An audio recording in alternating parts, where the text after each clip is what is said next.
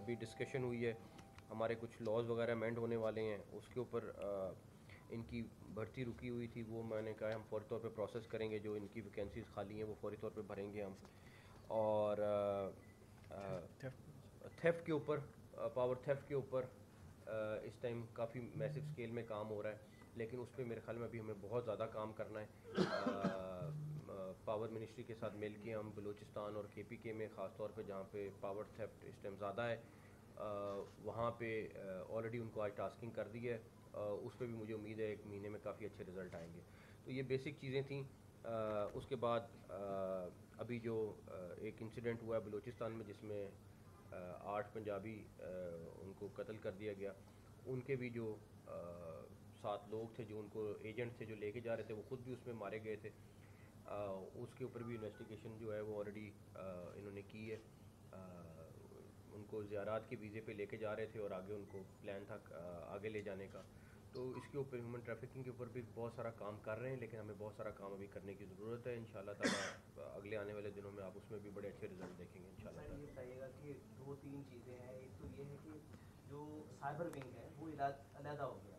Cyber wing अलहदा होने से इसके ऊपर इतना ज़्यादा बर्डन पड़ गया है कि केसेस जो हैं महीनों सालों डिले हो। एक डायरेक्टर जोन था, वाजिद साहब बैठे हैं, बेहतर तरीके से जानते हैं, डी साहब भी बैठे हैं, सारे ऑफिसर्स, कि एक डायरेक्टर जब इसके अंदर आते थे सारे, तो बटन प्रेस हो जाता था और एक्चुअली बेहतर कारकर्दगी दिखा सकती थी।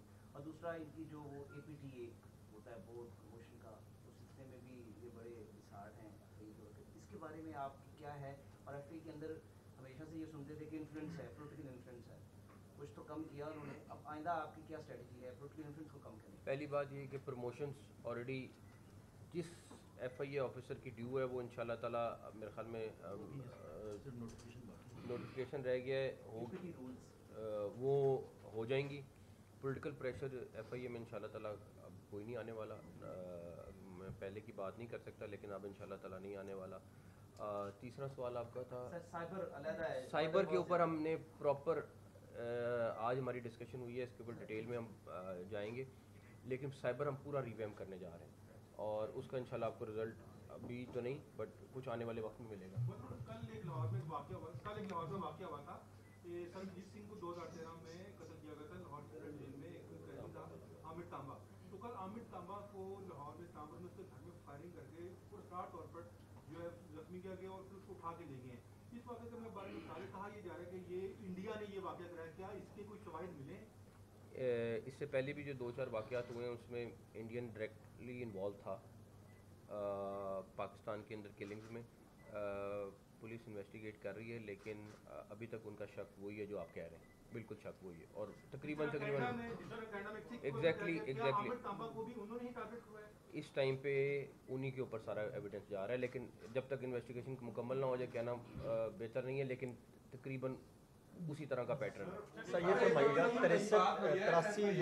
83 करोड़ आपने बताया यूनिट पकड़े गए जो बिजली चोरी में मुलव्वस थे, कुछ ऑफिसर्स भी होंगे, सियासी जो इन्फ्लुएंस भी होगा, क्या उनकी कोई मालूमात सामने आई, क्या उन पर भी हाथ डाला जाएगा? और दूसरा साथ ये भी फरमा दीजिए कि माजी में FIA के बेशुमार केसेस हैं जो हुक्मरानों पे बनते, सियासी यही लोग बनाते FIA अदारा, और फिर यही जाके अपने तफ्तीशी जिनकी नाकस परफॉर्मेंस थी वो केसेस भी ड्रॉ कर लेते। आप किस हद तक इसको बेहतर बनाने पर काम करेंगे कि आइंदा जो केस बने वो इस हद तक स्ट्रॉन्ग हो और वापस ना लिया जा सके?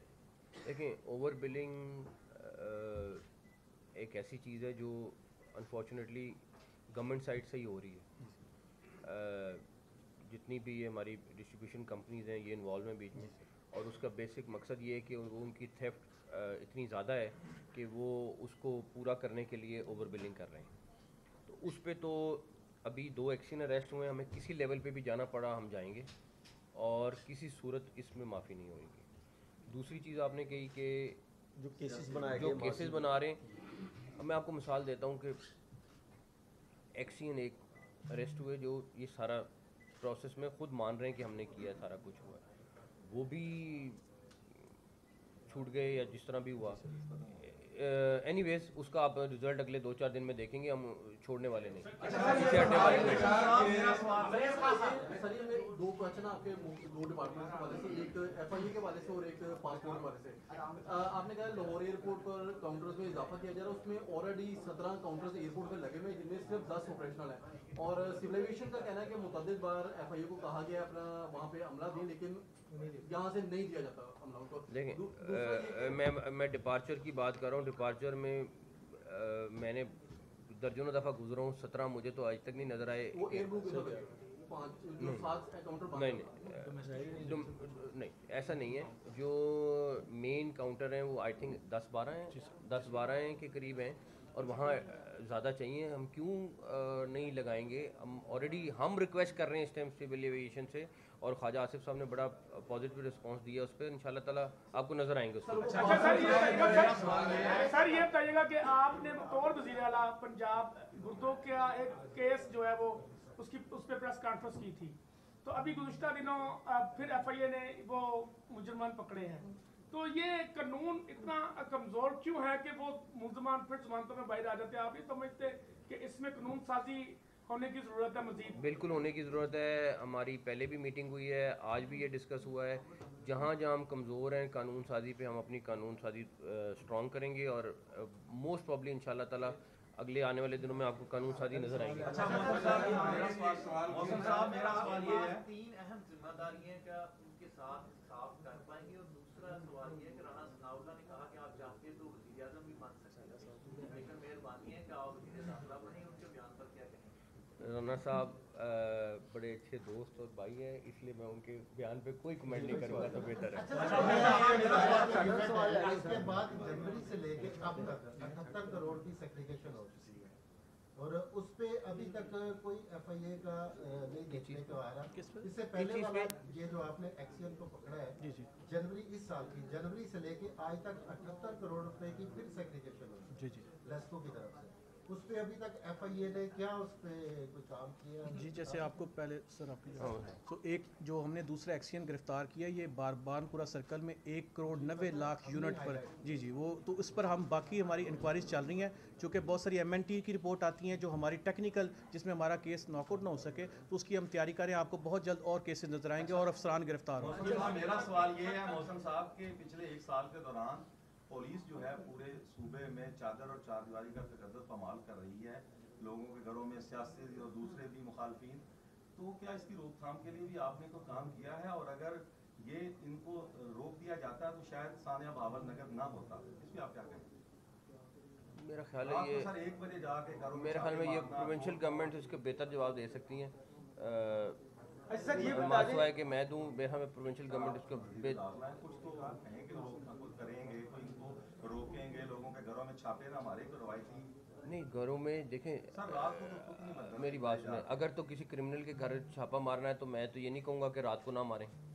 हाँ, वैसे किसी के सियासी बुनियादों पर नहीं होना चाहिए, मैं एग्री करता हूँ, लेकिन अब आप मुझे कहें कि क्रिमिनल के घर रात को छापा ना मारे, तो मैं उससे एग्री नहीं करता। क्रिमिनल के घर क्या 4 बजे, क्या 2 बजे भी जाना पड़ा। अच्छा सर ये बताइएगा कि इंसानी स्मगलिंग के हवाले से भी बहुत ज़्यादा कार्रवाई की जा रही है, लेकिन एयरपोर्ट अभी भी कुछ ऐसे हैं जहाँ पर इमिग्रेशन स्टाफ खुद मुलविस है इधर से इंसानी स्मगलिंग में जाली डॉक्यूमेंट्स के हवाले से, तो इस वजह से भी कोई FIA इस पे काम कर रहा है? कहाँ पे मुलविस मुझे बताएं, अगर कहीं व्हाट्सएप कर दूंगा सारी डिटेल्स, तो इसमें कहाँ पे है बताएं, जहाँ पे है हम उसके ऊपर बिल्कुल एक्शन लेंगे डॉक्यूमेंट्स के साथ, एविडेंस आप बिल्कुल करें शेयर। हम देखें इस टाइम तो हम सारी टीम इस टाइम लगी हुई है कि रोकें। अगर हमें नहीं पता चल रहा और आपको पता है तो बहुत अच्छी बात है, हम उसके ऊपर एक्शन लेंगे। जिनको एयरपोर्ट पे उनकी पोस्टिंग जो है वो बैन कर दी गई है, उनका नोटिफिकेशन हुआ था पिछले दिनों। ये राहील साहब की बात को मैं सेकंड कर रहा हूँ। मेरा सवाल ये है कि आनंद साहब ने APT रूल्स की बात की है। APT रूल्स और डेपुटेशन पॉलिसी के खिलाफ कुछ लोगों की पोस्टिंग है FIA में। पिछले निगरान सेटअप में वो आए हैं, वो क्या लेने आए हैं? वो सिविल सर्वेंट रूल्स की डेफिनेशन पे पूरे नहीं उतरते हैं और वो इधर हेड कर रहे हैं इदारों को, उसको इन्वेस्टिगेशन नहीं की जा सकती। उनके बारे में क्या कहेंगे? लेकिन अगर तो किसी की ज़रूरत है तो ज़रूर होना चाहिए। रूल के तहत आएगा, रूल चेंज कर लेंगे। रूल भी हमने बनाए, रूल चेंज कर लेंगे। अगर वैसे मैं आपको बता रहा हूँ, अगर कोई अच्छा ऑफिसर है और अगर कोई इनकॉम्पिटेंट है तो मैं उसके सख्त खिलाफ हूँ, लेकिन कोई अच्छा ऑफिसर है तो अगर उसके लिए मुझे रूल चेंज करने पड़े मैं चेंज करूँगा। हाँ एक सेकंड तो सर की इजाजत से जो एपीटी रूल्स भाई ने भी जिक्र किया था, एपीटी रूल्स जो है ना वो उसका ड्राफ्ट गया हुआ है इस वक्त इंटीरियर मिनिस्ट्री में, लेकिन एपीटी रूल्स अप्रूव होते हैं उसमें एस्टैब्लिशमेंट डिवीजन की, लॉ की, सबकी इनपुट आती है, तो इवेंचुअली एपीटी रूल्स जो है ना एफआईए के वो फाइनल हो जाएंगे। जहाँ तक डेपुटेशन की आपने बात की, डेपुटेशन सिर्फ नीड बेसिस पे जो ऐसे लोग जो कि इन्वेस्टिगेशन जानते हैं और हमारी तफ्तीश में हमें हेल्प कर सकते हैं, सिर्फ उनको लिया जा रहा है। लेकिन जनरली पिछले 1 साल से ऑलमोस्ट डेपुटेशन काफ़ी हद तक रिस्ट्रिक्ट कर दी गई है, क्योंकि इसके ऊपर कोर्ट के भी डिसीजन आए थे। ओवरबिलिंग के हवाले से आप काफ़ी फास्ट स्टेप्स हैं आपके, इस हवाले से एक टेक्निकल सवाल ये है कि ओवरबिलिंग एक टेक्निकल इशू है जो मिनिस्ट्री से चलता हुआ डिस्कोर्स तक आता है। अफसरान का ये कहना है कि सेक्रेटरी पावर या मिनिस्टर की तरफ से इरेशनल टारगेट्स दिए जाते हैं जिसे आला अफसरान इम्प्लीमेंट करवाते हैं।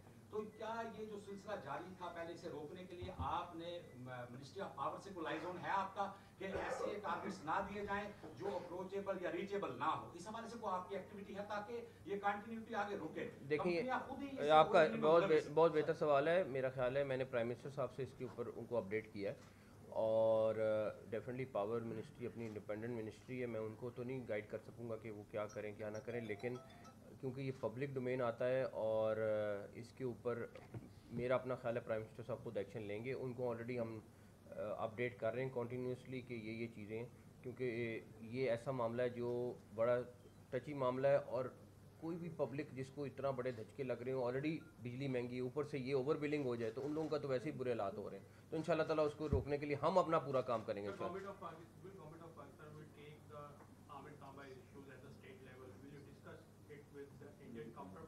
Secondly, after the Bahawalnagar incident, the morale of the police is very low. Will you take any steps to control this? देखें एक चीज़ छोटी सी चीज़ है कि अगर हम किसी भी सूरत में एक वाक़े को लेके पूरी कौम को कहें कि डीमोरलाइज हो गई है तो मेरा नहीं ख्याल हुई है। उसकी वजह यह है कि एक इंसिडेंट ज़रूर हुआ है, इन्वेस्टिगेट भी हो रहा है और आपके घर में आप भाइयों की आपस में लड़ाई हो जाती है। ये कोई दुनिया परफेक्ट दुनिया तो है नहीं, तो अगर घर में आपस में भाई झगड़ सकते हैं और हर घर में कोई ना कोई झगड़ा हो जाता है, तो ये कोई ऐसी चीज़ नहीं है जिसको हम लेके कहें कि जी पूरी फोर्स डीमोरलाइज हो गई है। इंडिविजुअल्स के एक्ट गलत होते हैं, 2 लोगों की लड़ाई होती है, एक गलत होता है एक ठीक होता है। मेरा अपना ज़ाती ख्याल ये है कि उसको इतना बड़ा इशू नहीं होना चाहिए और हमें ख़ास तौर पे एज अ नेशन इस तरह के इंसिडेंट्स को इतना ज़्यादा, मैं कल इंडिया में देख रहा था एग्जैक्टली इस तरह का इंसिडेंट हुआ हुआ है, वहाँ तो इतना बड़ा हमने नहीं देखा कि उन्होंने उसको एग्जैक्टली इसी तरह का इंसिडेंट हुआ है। आप देख लें, मैं आपके साथ वो शेयर कर लूँगा क्लिप, लेकिन हमने उसको 15 दिन से 10 दिन से उसको इतना बड़ा इशू बना दिया कि क्या हो गया क्या नहीं हो गया। अरे हम उनका बिहेवियर देखें और अपना बिहेवियर देखें, तो हमें थोड़ा सा इसके ऊपर सबक सीखना चाहिए। तो